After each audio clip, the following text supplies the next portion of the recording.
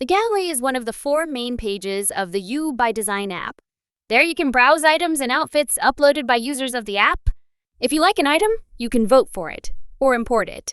When imported, the item is added to your items with all data entered for it by the person who uploaded it. You can use the item the way you use any of the items you've created personally.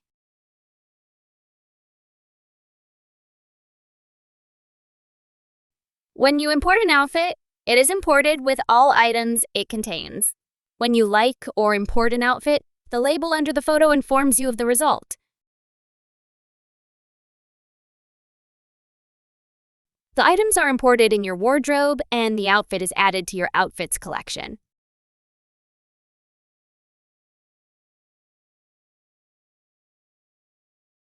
You can sort the items and outfits in the gallery by the date they were uploaded or by the number of likes they've received.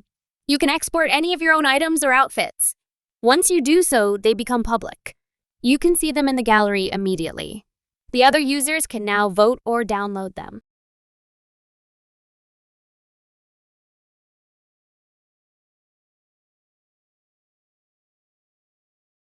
We advise you to add some description to your uploads.